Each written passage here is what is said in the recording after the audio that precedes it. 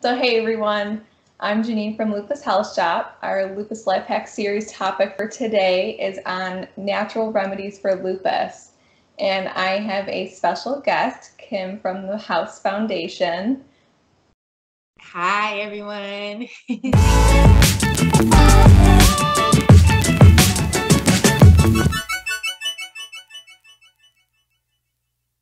Thank you for having me, Janine. Absolutely. I'm so happy that you're here. It's really nice to see that. It's nice to hear another story of someone going through all of the big hoops of medications and trying to deal with lupus, and then figuring out that we have so much more control over our body and our health if we re-educate ourselves on diet, supplementation, and just kind of having a healthy mindset. It makes such a big difference. Yeah, So I would love to hear how, your story. Like, how did you, when did you have lupus, and how long have you had it, and when was that turning point for you?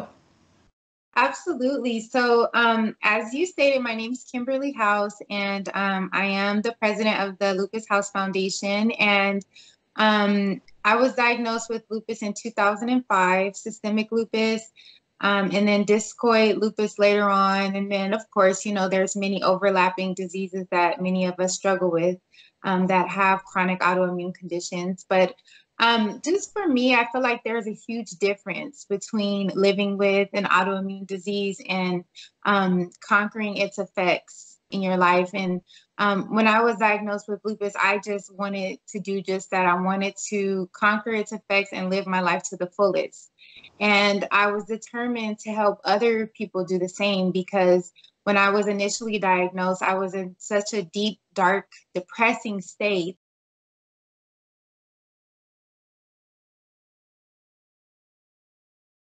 I really have a passion for making sure that other people never go through that. I don't want anyone to ever feel the way that I felt, which was super alone, super down and depressed. And, when there isn't a lot of awareness like there is about these other diseases that you see on TV and, celebrities promoting and fundraising for, you feel alone. So, now I live a healthy and active lifestyle due to my research and reading and learning and living with lupus and experimenting with so many different natural remedies that, I enjoy helping others learn how to manage with it and live, their life to the fullest. I just have to piggyback off of what you're saying, because a lot of people don't talk about the mental health aspect of it. Like, being diagnosed is just it takes such a toll on you, and like you don't know what to do, Yeah. and you don't know how to describe it. So how can you explain it to other people who have no idea about lupus anyways? Like, you don't even know what it is at that point. Yeah. And imagine the people that are so young, I was 25, but imagine the people that are my age and younger, that Mhm. already have just trouble with adjusting to becoming, over the age of 18, graduating from high school and stuff like that. And then they're diagnosed with lupus. It's scary, it's really scary to go from just living a normal life to all of a sudden having this unknown illness, because it is unknown to a lot of people, and then having to take a billion pills. It is depressing and scary. Yeah, that's so true. Because I my whole life I was like the healthy one. I never had a cold, never had a flu, like never got sick. Mm. And so I went from like zero medications to like some intense ones. Yeah, It's exactly. crazy. And there is the thing is the 5 stages of grief, not to get off topic, but yeah, it's a really big deal. And so we should definitely talk about that after. This is a good topic. Yeah, I agree. But so what made you, like, was there a specific medication that made you not want to do it anymore? And you're like, that's it, I'm doing natural remedies. I want to do my research. Um, Or was it well, over time? it was definitely over time because, like you mentioned, the 5 stages of grief, I did go through that whole denial phase where I felt like, I don't have to take, this isn't true. I don't have to take all these medications. I'm sure, if I skip my prednisone a couple days, I'll be just fine, Mhm. and I didn't educate myself about starting and stopping prednisone and how that could be detrimental to your health. So as with lupus, the go-to drugs are normally prednisone and Plaquenil. Those are typically like the most commonly described, and taken in certain dosages and after so much amount of time can cause really bad side effects. The prednisone causes bone mass deterioration, and then even I with know someone who's like, sorry, I know someone who's 25 years old and she had a hip replacement because of it. see, and that's when I was given these medications, I wasn't given these possible outcomes of side effects, Right. So I didn't know to properly prepare myself by, first of all, doing anything and everything I can naturally to start not having to rely on prednisone, but also taking supplements like calcium and vitamin D3, because these are going to be things that are going to help me with not getting such a bad cause of bone mass deterioration. So, with those prednisone and Plaquenil, there's vision issues. So many people have issues with weight loss and insomnia, weight loss or even weight gain. A lot of people, struggle with weight gain. For me, it was the weight loss. I just could not keep weight on me. It got to the point where I had no appetite and I was less than 100 pounds, which, for me, for me being 5'8", that's like really bad. Oh my goodness, I'm the same height. That's really tiny. Yeah, right. So I'm looking like, in the hospital bed, looking like a skeleton, skin and bones, because I just had no desire to eat. I had so many stomach issues from taking so many different medication. It got to the point where I got desperate. And I think that desperate point came when I was taking so much prednisone that it caused that bone mass loss, that I had to start taking a medication for the bone mass loss. Wow. And then that particular medication for me at the time, it was called Actonel. That started causing me to have so many stomach issues that I had to start taking a pill for the stomach issues.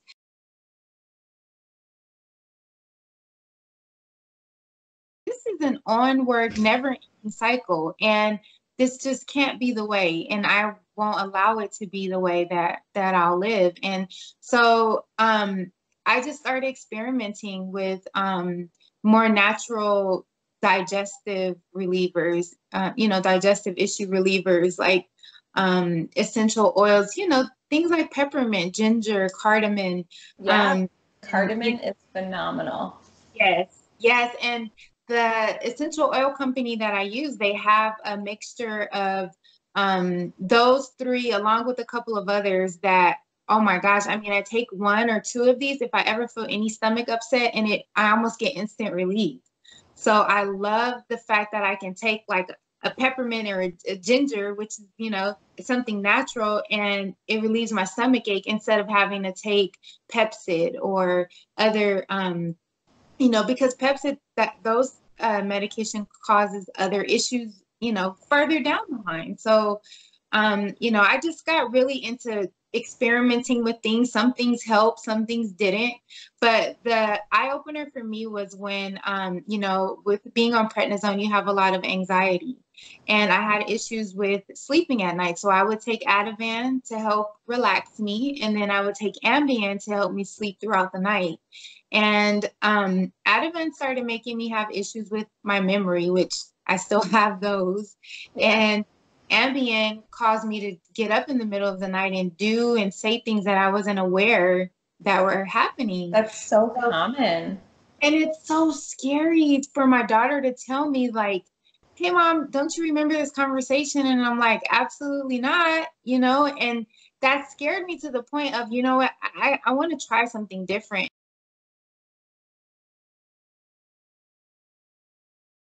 And I started using a diffuser with lavender and cedarwood and rubbing, on my wrist, the little oil roller bottles, and spraying on my pillow, and using that to slowly get off of these drugs and start using natural remedies. And slowly but surely, I did. And so for me, that was like a miracle. It was like, I got to tell the world about these things that, that can help us. So, that was kind of where I decided that, hey, I'm going to start doing more research and learning, and it's experimenting and seeing how these things can help me get off of these medications.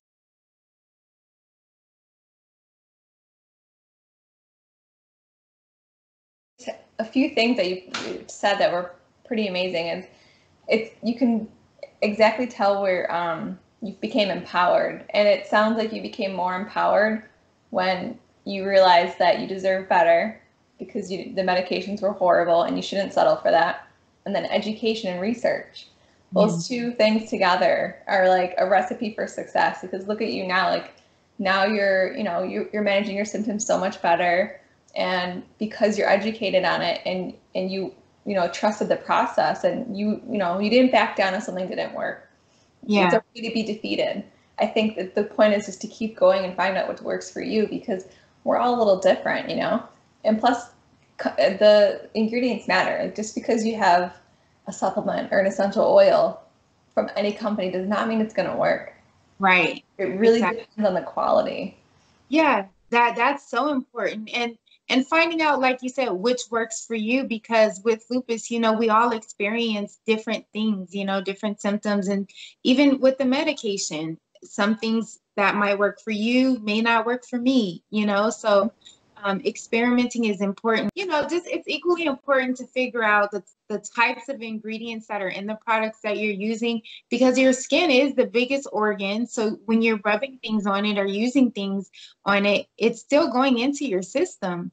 And so if you're going to Walmart to buy an essential oil, I'm pretty sure that those oils are going to have additives and fragrances which aren't good for us. So it's important to not just make the changes, but educate yourself about the changes. And, not to go on forever, but I just recently shared that so many people, when they're sick, they, like, for example, if your kid is sick or your pet is sick, people are gun-ho to do everything they can to make sure that their kid gets better, that their dog is taking their medication, and that they're, doing everything they're supposed to be doing. But when it comes to ourselves, a lot of times we as moms and wives and, sometimes even head of household, we neglect ourselves, because we're so busy of taking care of everyone else. And we have to realize that now is the time to put us first, so that we're here to be able to take care of those important people in our lives. And I think a lot of people forget that,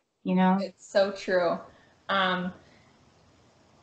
It's really, it's a sad reality, the fact that, like, we do put ourselves last, and the key to managing lupus is to tame it as fast as you can through your diagnosis. So someone who's had lupus for 10 years and has only taken the conventional medicine route, which is the prescriptions, they're worse off. But if you're able to start earlier, like the earlier you start, the better off you're going to be when you switch over. At least combine them both, because even if you're doing natural remedies, it's going to tame those side effects from those medications. Absolutely. So, we're not saying to stop taking all your medications. We're just saying, to kind of introduce your body to something new and do it together. And then eventually, once you get the hang of it, once you find something that works, you are able, with doctor supervision, to lower your doses of the prescriptions. And you can manage your symptoms, and you can even prevent them. Yes. And that is so part of self-care, like blocking out a little bit of time, just putting it to you. Like, if you have to put $5 a week away just for you, for your self-care fund, do it. Yes. A couple dollars, just do it.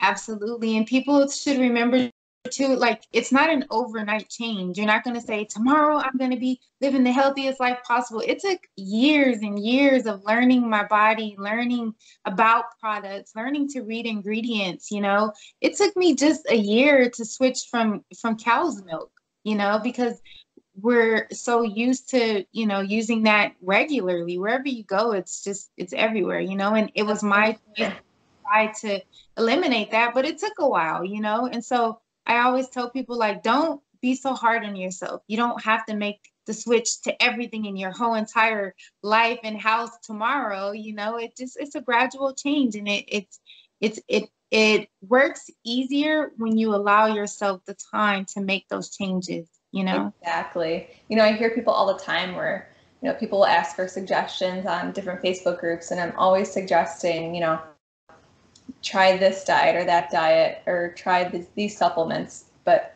you know, don't forget that just because you took it for 2 months or because you changed your diet for 2 months, it doesn't mean everything's better. Yeah. Diet change, especially repair. So when your digestive system is constantly inflamed, there's literally what your lining is shedding at some point. There's that constant inflammation and irritation. So it takes a long time for your digestive tract to heal. And so when you change your diet, usually when you add supplementation or even essential oils or, you know, teas, you're taking out the irritant, which is your diet, and then you're supplementing with a better diet, and you're replenishing so that you can thrive. So yeah, 100% agree. It takes time. And that's why, a year. Yeah, exactly. And that's why I'm super big on this whole, I sort of mentioned it to you about helping others through a 10-day cleanse. And that's where we just teach them how, you know, the things that we eliminate are the things that we with lupus should be careful with anyway, which is, you know, the sugar, the dairy, the red meat, and then implementing more vegetables and less carbs. You know, instead of that white rice, try brown rice or quinoa and sweet potato and, you know, eliminating the butter sometimes, using coconut or olive oil instead.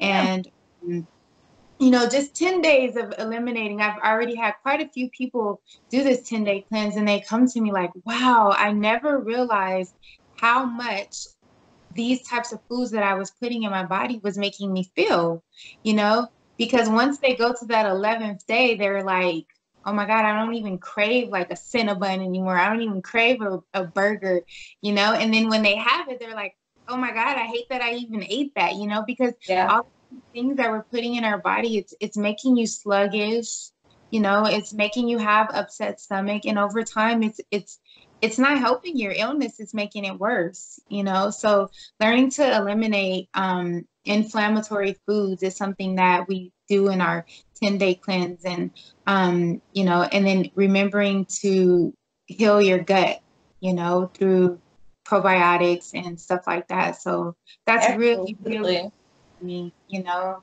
Yeah, I love that you know as much and that you're very educated on. Thank you. Seriously, because it's a lot of work to learn all of this, and it's constantly changing because we're always learning something new. Science is always changing. That's the best thing about science, you know? Yeah, and the thing is that, like you mentioned, it we're learning. Things are always changing, so there's always, you know, the possibility to learn more and to grow more. And I enjoy having these support groups and sharing them with others because we're learning together. You know, we bring in doctors, we bring in even meditation specialists, we bring in disability judges, well, a disability judge that comes in and helps teach us about, you know, the disability process, and being able to sit in a setting where, you know, one of the girls mentioned she came into the group for her first time expecting to be crying and had her tissues and everything, and she left completely opposite. She learned something new about how to better manage herself with her illness, and she left feeling happy and positive and proactive. Like, what can I do? What step can I take? How can I initiate a change in my health, even if it's just an essential oil, you know, this month, you know? So yeah, That's so wonderful. That's exactly, I'm really happy to hear that other companies, in your case, a nonprofit, is doing that, because that's exactly what Lupus Life Hacks is for. It's to bring in people like you and other like judges and different meditation and transformation coaches and doctors, and you know, we got to speak to them because they have to speak to us on our level.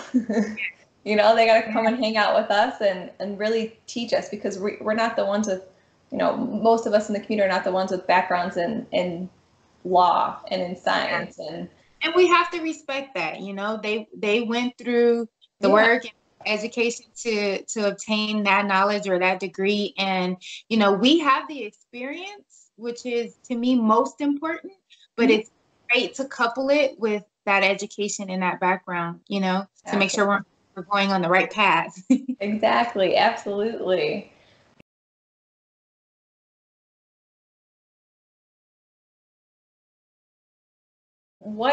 Speaking of all of this, I remember early in the conversation, you were talking about, like, you had, you were nervous about starting, and kind of what helped you overcome that fear? Was it meditation, or was it more of like self-talking?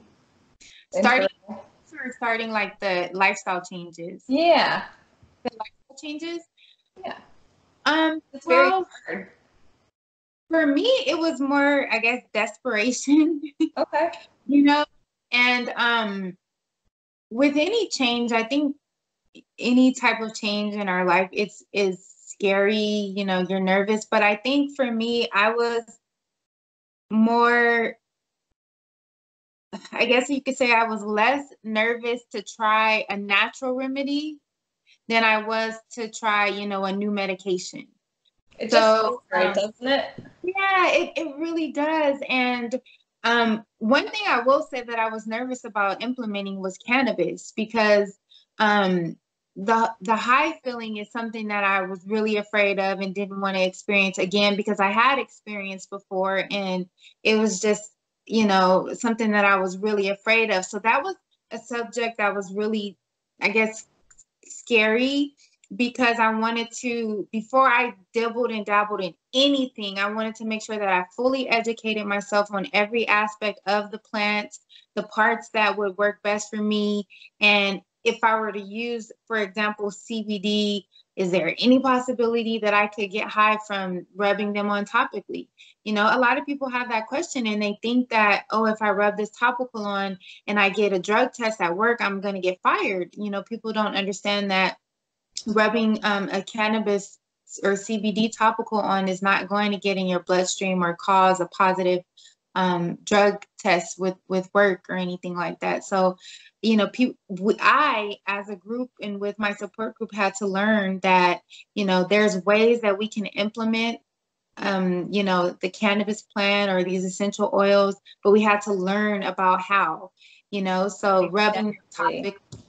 Yeah, and then using the tinctures, whereas the tinctures, on the other hand, when you're using an effective cannabis oil or something, you want to use one that does have THC, because the two compounds work synergistically together to provide a better effect for you. And, you know, if you are at a job that they'll test you, if you use a tincture, it will show up in, you know, as a positive for a drug test. So using that and understanding how to microdose and start off slow and figure out which type of dose works best for you, because it's going to be different for each person. So the fears that I had were more with trying things that may provide results that are you know, like getting high, you know, that's something that I totally hear you on that one, because I had the same fears too, but after a lot of research as well, you know, I wrote a blog on CBD for lupus, and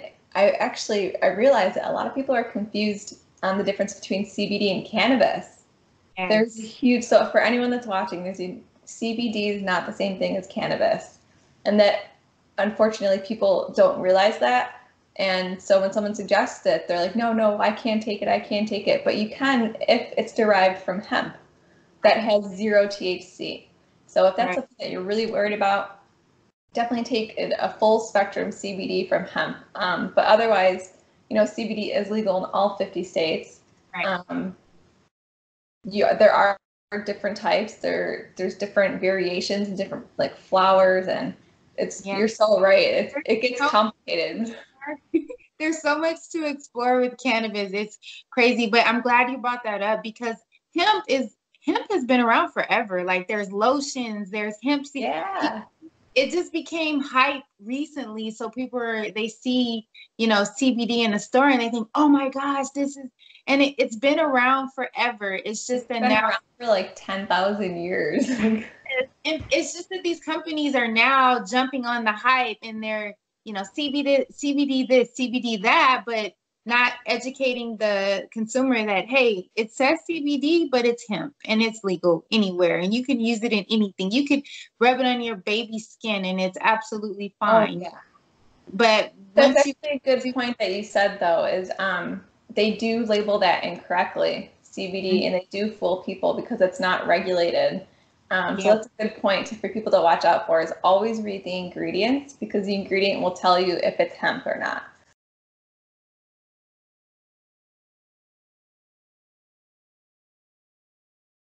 Yes. Good. That's good. Yeah. Yeah. Yeah, but I think, with my fears, I mean, those were my main fears. I mean, once you get to a point of desperation, like you're willing to do anything, you're in so much pain and so much sorrow, you're just like, hey, I'll try anything right now. And I was willing to be a guinea pig and then just share my experiences with others. I absolutely love it. I love what you're doing.